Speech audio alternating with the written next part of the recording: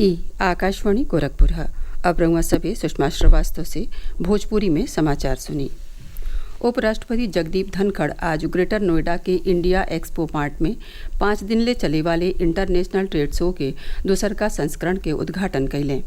ए मौका पर अपने संबोधन में उपराष्ट्रपति कहलें कि प्रधानमंत्री नरेंद्र मोदी और मुख्यमंत्री योगी आदित्यनाथ के बीच काम कैले का तालमेल बेजोड़ हउवे।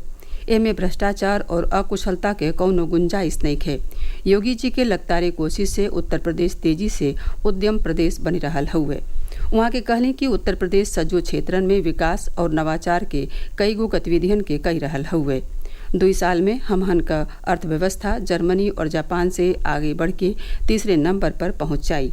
ए मौका पर मुख्यमंत्री योगी आदित्यनाथ कहलें कि देश के सबसे बढ़न आबादी के सतही उत्तर प्रदेश एमएसएमई का सबसे ज्यादा यूनिट रखे वाला राज्य हउवे।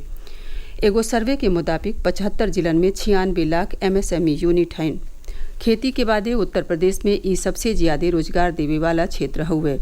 29 सितंबर ले चले वाले ए ट्रेड शो में रक्षा, कृषि, ई कॉमर्स, आईटी, जीआई, शिक्षा और स्थापना, बैंकिंग, वित्तीय सेवाएं, डेयरी उद्योग जैसन कई गो विभागन के 2500 स्टॉल लगावल गयल हउवे। ए साल यूपी आईटीएस में 70 देश हिस्सा ले रहल हउवे। सतही एमे करीब 4 लाख लोगिन के शामिल भइले के संभावना बाटे। ए मौका पर केंद्रीय एमएसएमई मंत्री जीतन राम मांझी और प्रदेश का औद्योगिक विकास मंत्री नंद गोपाल गुप्ता नंदी के सतही प्रदेश सरकार का कई गो मंत्री, प्रशासनिक अधिकारी और गणमान्य लोग मौजूद रहलें। प्रदेश का राज्यपाल आनंदीबेन पटेल आज वाराणसी के महात्मा गांधी काशी विद्यापीठ के 46वें दीक्षांत समारोह में शामिल भइलिन। ए मौका पर राज्यपाल वार्षिक परीक्षा में उत्कृष्ट प्रदर्शन करे वाले विद्यार्थियन के स्वर्ण पदक दे के उनकर हौसला बढ़ौलिन। ए मौका पर राज्यपाल कहलिन कि आज शिक्षा के सतही हर क्षेत्र में लइकनी लोग आगे हैं। आज व्यावहारिक ज्ञान के बढ़ावा देहले के जरूरत बाटे और एह के विद्यार्थियन के अपनावे के होई। उहाँ के कहली कि व्यावहारिक ज्ञान सिखावल नहीं जाला बल्कि धीरे धीरे आवेला। एक कार्यक्रम का मुख्य अतिथि power grid corporation of India नई दिल्ली का सीएमडी आर.के. त्यागी कहलें कि बुद्ध के समय से काशी ज्ञान के राजधानी रहल हउवे। उहाँ के विद्यार्थियन के संबोधित करत कहली कि आज आप सबके कठिन परिश्रम का फल मिलल हउवे। आप लोगिन के आपन मूल्य बचा के रखे के हुई जैसे ओकर सकारात्मक उपयोग हो सके। एकात्म मानववाद का प्रणेता पंडित दीनदयाल उपाध्याय की जयंती आज प्रदेश भर में मनावल जा रहल हउवे। ए मौका पर कई गो शैक्षणिक संस्थानन, राजनीतिक और सामाजिक संगठनन की ओर से उनके फोटो पर फूल माला चढ़ा के उन्हें याद कयल गयी। मुख्यमंत्री योगी आदित्यनाथो आज लखनऊ के चारबाग स्थित पंडित दीनदयाल उपाध्याय के प्रतिमा पर फूल चढ़ा के उन्हें नमन कैलें। ए मौका पर श्री योगी कहलें कि अंत्योदय का प्रेरणा पंडित दीनदयाल उपाध्याय से मिलेला। उनके चिंतन में गांव, गरीब, किसान और आखिरी पायदान पर ठाड़ मनई के उन्नति के सतही महिला लोगिन के स्वावलंबो हुए। उधर कुशीनगर में राजकीय बौद्ध संग्रहालय की ओर से पंडित दीनदयाल उपाध्याय के जिंदगी पर आधारित छायाचित्र प्रदर्शनी के आयोजन कयल गयी। ए प्रदर्शनी में पंडित दीनदयाल उपाध्याय के पूरा जिंदगी और उनके व्यक्तित्व आकृतित्व के छायाचित्र के जरिए देखावल गयल हुए। ये प्रदर्शनी 30 सितंबर ले चली।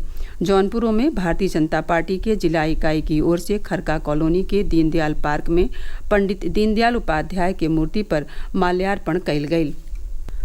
हज कमेटी ऑफ इंडिया हज यात्रा खातिर आवेदन कैले के आखिरी समय सीमा एक बेर औरियो आगे बढ़ा के 30 सितंबर कई देहले हुए। इससे पहले आवेदन कैले का आखिरी तारीख बढ़ा के 23 सितंबर कैल गयल रहे। उत्तर प्रदेश हज कमेटी का सचिव एसपी तिवारी बतौलें कि 23 सितंबर ले प्रदेश के 13,200 लोग हज खातिर आवेदन कैले रहलें। वहाँ के बतौलें कि इच्छुक लोग हज कमेटी के वेबसाइट hajcommittee.gov.in पर आवेदन कर सकेलें। आवेदन करे वाले मनई के पासपोर्ट का वैधता 15 जनवरी 2026 ले होखे के जरूरी हुए। जौनपुर जिला के किराकत विधानसभा क्षेत्र से सपा विधायक तूफानी सरोज पर संगीन धारा में मुकदमा दर्ज करावल गयल हुए। सपा का ब्लॉक अध्यक्ष विवेक यादव बरसठी थाना में एगो शिकायती चिट्ठी देके विधायक तूफानी सरोज पर जान से मरले का धमकी देहले के आरोप लगौले हुए। जौने के बाद पुलिस संबंधित धारा में मुकदमा दर्ज कई के मामला के जांच शुरू कर देले हुए। संतान के लमहर उम्र खातिर आज माता लोग जीवतिया भूखल हईन। ए व्रत में महिला लोग निर्जल उपवास रख के अपने संतान खातिर प्रार्थना करेलिन। बाबा विश्वनाथ के नगरी काशियों में गंगा और वरुणा नदी में बाढ़ के बावजूद व्रती महिला लोग नदी के किनारे भगवान जीवतवाहन के विधि विधान से पूजा पाठ कैलिन और कथा सुनलिन। एकरे सतही भोजपुरी समाचारन का ई बुलेटिन पूरा भइल। नमस्कार।